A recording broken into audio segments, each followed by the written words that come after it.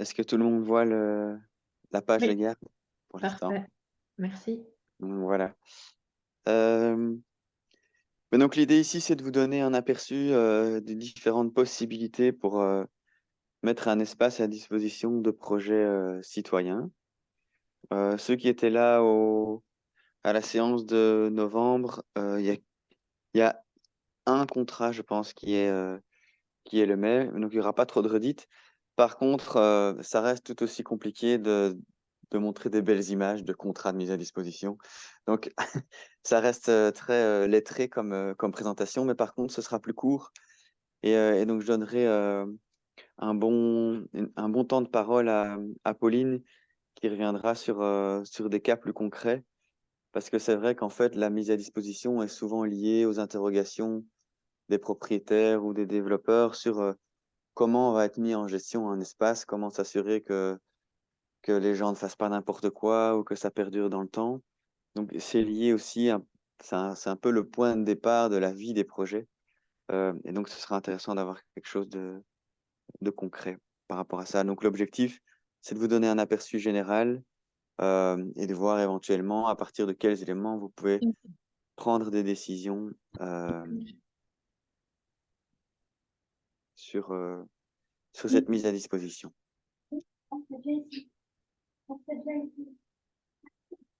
Il y a quelqu'un qui intervient ou bien c'est juste une erreur?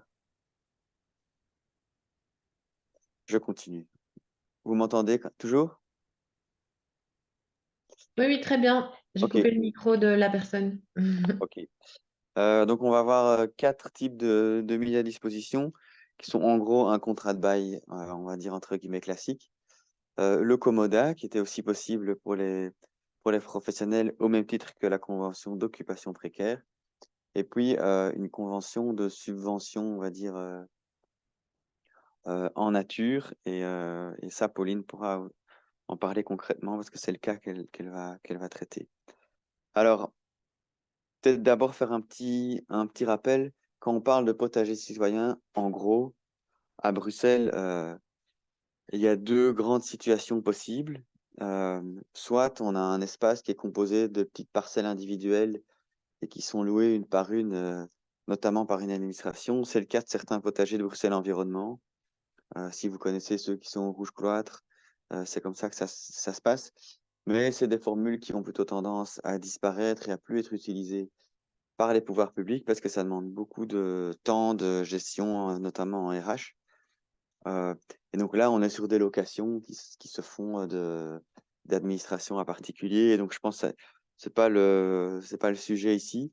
Et donc, l'autre option, c'est un espace global qui est confié du coup à un collectif. Et ce collectif s'organise pour la gestion. Soit il le sépare en parcelles individuelles qui sont réparties selon des modalités internes.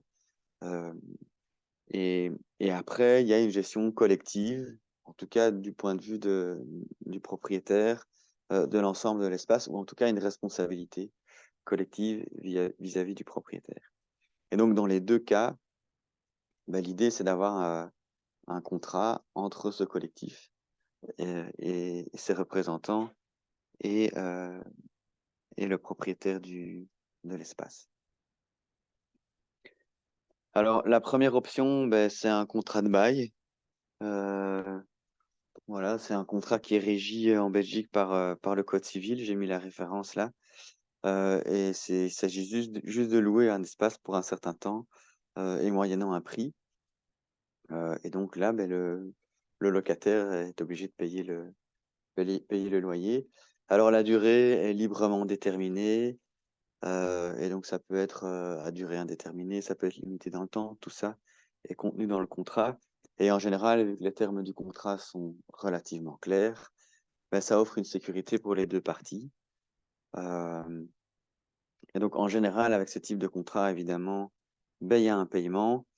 Et donc, du point de vue d'un collectif qui en général, peut être une association de fête ou une petite ASBL, ben, c'est plus compliqué, sans ressources, de pouvoir assumer ce type de contrat et donc de location. Alors, la deuxième option, c'est le commodat, où là, il s'agit en fait d'un prêt qui est temporaire et qui est évidemment gratuit, vu que c'est un prêt. La durée est librement déterminée. C'est aussi le Code civil qui détermine juridiquement tout ce qui concerne le commodat. Euh, et évidemment, la sécurité est moins grande pour pour le porteur de projet, dans la mesure où s'il y a une justification, le propriétaire peut récupérer l'usage de son terrain. Évidemment, l'avantage pour les collectifs, c'est que c'est gratuit. Alors, la convention d'occupation précaire, comme dans le cas des professionnels, pour ceux qui ont participé en novembre, euh, elle n'a pas de fondement légal. Euh, donc ça, c'est un petit peu synonyme d'incertitude. Même si en général, il y a un contrat, il n'y a aucune sécurité parce que la précarité est explicitement mise dans le contrat. Donc précarité d'occupation et d'usage du terrain pour une durée qui est déterminée librement entre les parties. Ça peut être payant et, euh, et, et voilà, mais ça laisse très peu on va dire, de projection pour un projet dans le temps long. C'est peut-être moins important pour un collectif citoyen que pour un projet professionnel en termes purement économiques. Mais néanmoins, un collectif de citoyens dans un quartier qui est motivé, euh, c'est, c'est quand même plus confortable de pouvoir se dire on dispose du terrain pour 2 ans, 3 ans, euh, plus, et de pouvoir vraiment planifier le développement du projet, sa consolidation. Voilà pour la convention d'occupation précaire. Et un- une dernière possibilité, c'est la convention de subvention, où là, c'est une loi qui régit ça. C'est une loi sur l'octroi et l'emploi et le contrôle des subventions par les communes. Et il peut y avoir aussi des règlements communaux qui sont liés à l'application de cette loi, donc plutôt des lignes de conduite ou des règlements à l'échelon communal pour ce qui concerne ces subventions. Et alors, en fait, c'est dans ce cas-là, on octroie une subvention, mais en nature, pour une durée qui est déterminée librement. Euh, et il n'y a pas de paiement, mais en général, ça on le verra avec le cas des potagers Agnès Varda que Pauline va expliquer. En général, il y a une évaluation de la valeur du bien et qui du coup détermine un petit peu la valeur du subside qui est fait au collectif qui en bénéficie. Et donc, il y a pas de paiement. Euh, et en général, dans le contrat, tous les éléments de ce qui peut être fait ou non sur le terrain sont déterminés. Mais ça, globalement, euh, en fait, quel que soit le type de contrat, même si c'est possible de contracter quelque chose oralement, ça se fait en fait pratiquement plus jamais. Et l'idée, évidemment, par sécurité pour toutes les parties, c'est de privilégier un écrit parce que ça peut formaliser à la fois la relation, nouer un partenariat de confiance euh, et faire en sorte que les choses soient claires, à la fois pour les citoyens et à la fois pour les propriétaires. On peut en général avoir un contrat relativement court et puis avoir un document annexe, que ce soit du type règlement d'ordre intérieur ou une charte sur les conditions d'utilisation, mais vraiment pour pouvoir préciser toutes les modalités d'exécution du contrat, quel usage peut être fait du terrain, ce qui ne peut pas y être fait, ce qui peut ou non y être produit. Et donc, tous ces documents vont pouvoir en fait être le canal, le vecteur de communication et de confiance entre les parties. C'est d'autant plus utile qu'en général, en tout cas pour ce que j'ai entendu de vos projets, vous êtes aussi partie prenante de ces projets-là. Vous voulez mettre en place ou accompagner des projets citoyens, mais c'est dans le cadre d'un contrat de quartier qui est porté par l'administration communale, etc. Donc, autant que toutes les choses soient mises clairement dès le début pour partir sur de bonnes bases. Alors, les droits et les obligations de chaque partie, en fait, peuvent concerner un certain nombre de choses plus ou moins précises selon le contexte, les volontés, le stress de l'administration communale éventuellement. Mais on a listé ici, avec Pauline, un certain nombre d'éléments qui sont, qui reviennent en fait de façon fréquente dans la vie des projets. Il y a évidemment tout ce qui va être lié au sol et à la pollution. Et donc, ne fût-ce que par mesure de précaution en termes de santé publique, il vaut mieux s'assurer que le terrain ne soit pas pollué pour que les citoyens cultivent des légumes dessus si c'est en pleine terre et qui ensuite sont mangés. Il vaut mieux qu'ils ne soient pas contaminés euh, par quelque chose de nuisible à la santé. Alors un autre point d'attention qui revient notamment dans les interactions avec le quartier, les voisins, des potagers, c'est tout ce qui va concerner la gestion des déchets, que ce soit ce qui est lié à la gestion d'un compost, qui peut avoir certains désagréments si c'est mal fait, mais aussi peut-être que les espaces sont ouverts au public, qu'il y a des dépôts clandestins, etc. Donc préciser dans les, dans les documents qui se charge de gérer quoi à ce niveau-là, c'est aussi important. Tout ce qui va concerner l'entretien de la végétation qui est sur le lieu, il peut y avoir des arbres, des haies, donc tout ça doit être défini. Est-ce que c'est le collectif qui utilise le terrain ou est-ce que c'est toujours les services communaux qui s'occupent de ça, dans quelles conditions, à quelle fréquence? Tout ce qui concerne l'entretien des chemins, l'accès, les clôtures, etc. Et évidemment, tout ce qui va être lié aux conditions même de la possibilité de produire. On vient d'en parler, c'est évidemment l'accès à l'eau, mais aussi potentiellement à l'électricité.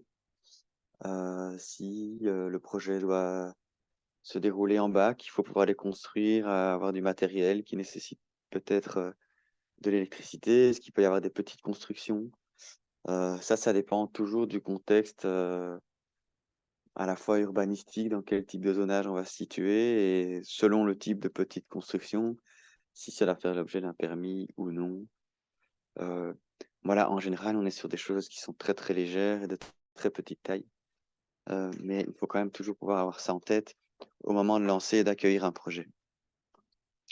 Et alors, ce qui peut toujours évidemment, ce qui va toujours aussi créer de bonnes bases de confiance entre les différentes parties, c'est évidemment l'état des lieux, comme on le fait quand on arrive dans un appartement ou une maison en tant que locataire, c'est de savoir dans quel état se trouve le bien au moment où on arrive et dans quel état il est décidé qu'il soit rendu.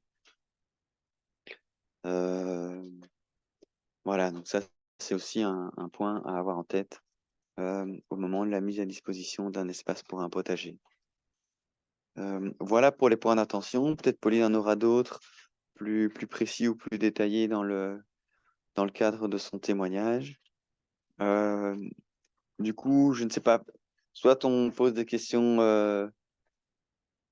techniques maintenant, soit on passe peut-être au témoignage de Pauline. L'idée, c'est d'amorcer une discussion qui sera peut-être plus concrète et plus liée au projet que vous voulez développer. Donc, pour moi, Pauline, tu peux y aller et on verra si des questions émergent. Euh, voilà. Merci. D'abord, désolée pour le brouhaha. Il y a quelques minutes, j'avais une situation chien ici et j'avais oublié de couper mon micro. Désolée pour les perturbations. Mais alors, en termes de témoignages d'expérience, c'est plus au fait parce qu'il y a quand même beaucoup d'administration communale ici. Je pense que c'est important de vous poser la question quand vous mettez un terrain à disposition d'un collectif citoyen, c'est de vous poser la question de savoir quels sont vos effectifs en interne pour pouvoir encore suivre le projet. Parce qu'il y a des communes, on a ça de moins en moins, hein, mais qui vont garder un contact individuel avec chaque citoyen qui reçoit une parcelle. C'est le cas pour les potagers familiaux de Bruxelles Environnement, mais c'est quand même une sacrée gestion et je pense que la SBL Pleine Terre pourrait potentiellement en témoigner. Et du coup, il y a de plus en plus ces démarches de dire, OK, nous ne nous occupons plus en interne de la gestion du collectif et du lieu et de sa bonne tenue, et on confie les choses à un collectif de citoyens qui occupent le terrain. Et ça permet de reporter la gestion et le suivi. Et il y a alors un contact entre une personne à l'administration et une personne morale qui représente le collectif de citoyens.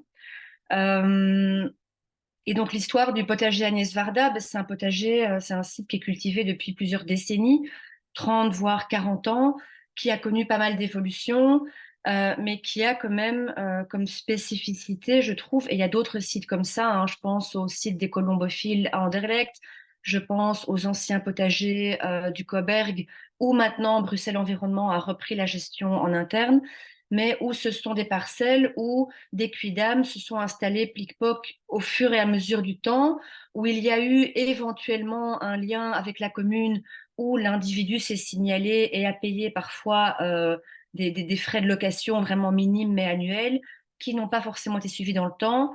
Toujours est-il qu'au fur et à mesure des années, il y a un groupe de personnes qui s'est constitué, qui s'est installé sur place, mais où finalement le propriétaire des lieux, en l'occurrence la commune, n'a plus aucun feeling, n'a plus aucun lien avec le site parce que n'a pas pu vraiment le suivre concrètement sur le terrain et ne peut jamais suivre les contacts avec 10, 20, parfois 30 personnes différentes qui cultivent une parcelle.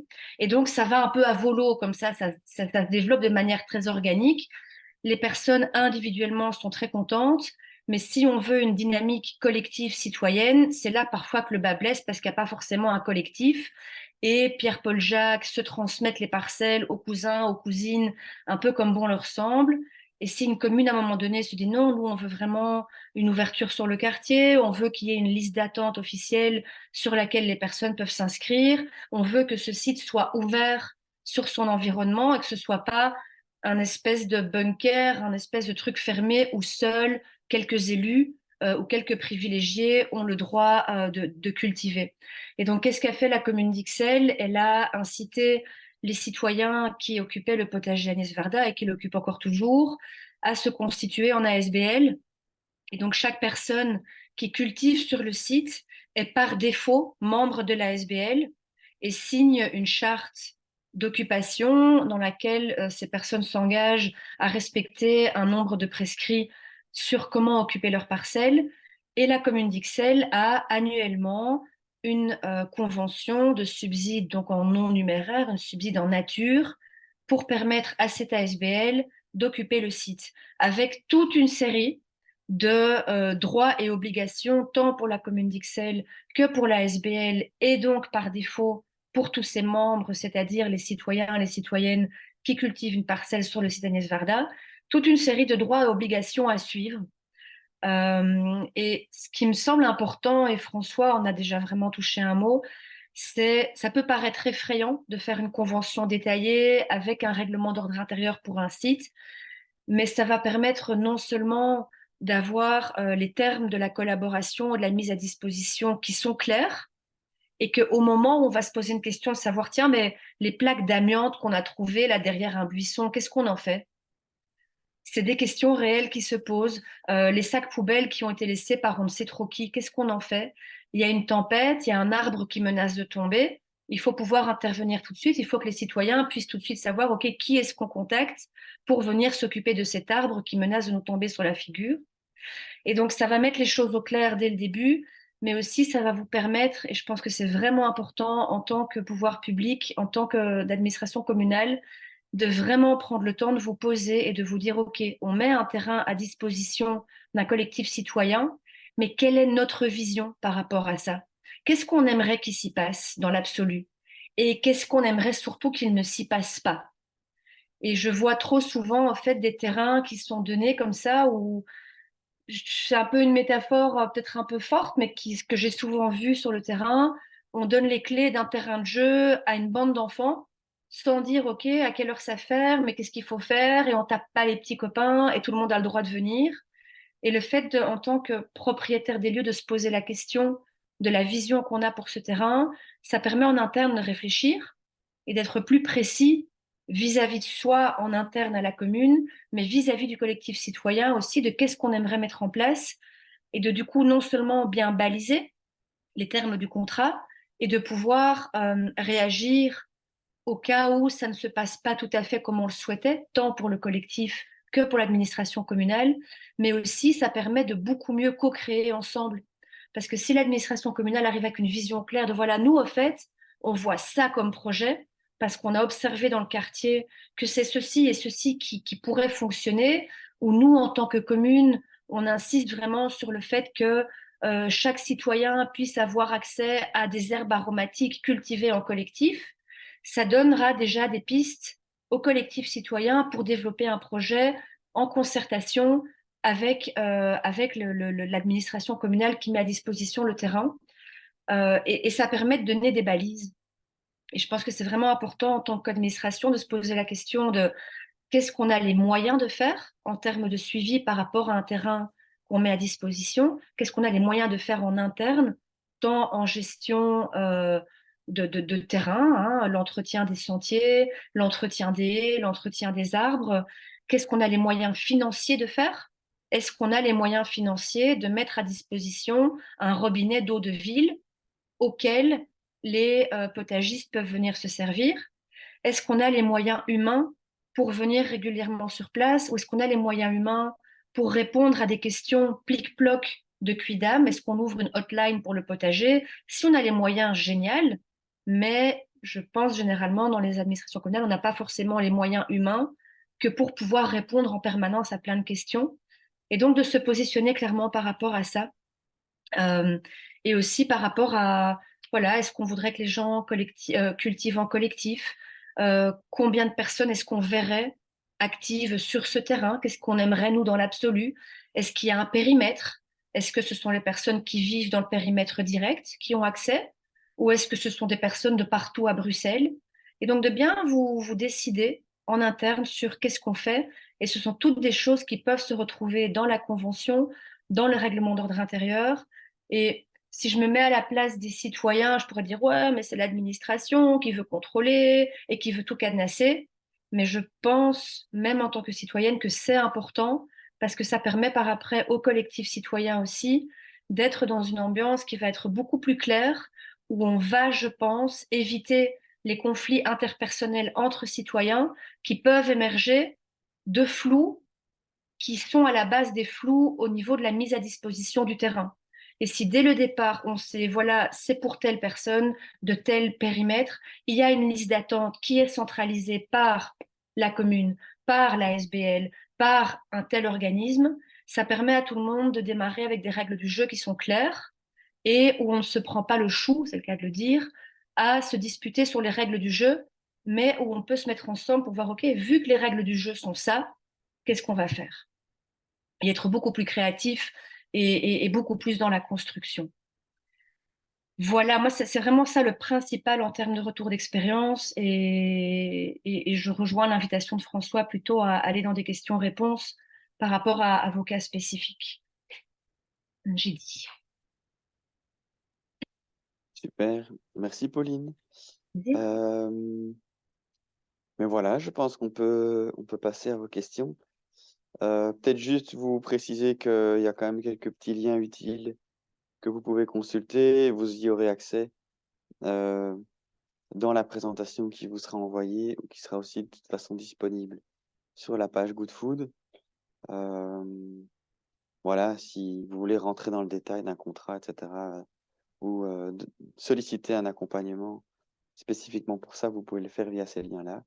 Ici, à nos coordonnées. Mais voilà, je pense que je peux arrêter le partage d'écran. Et voilà.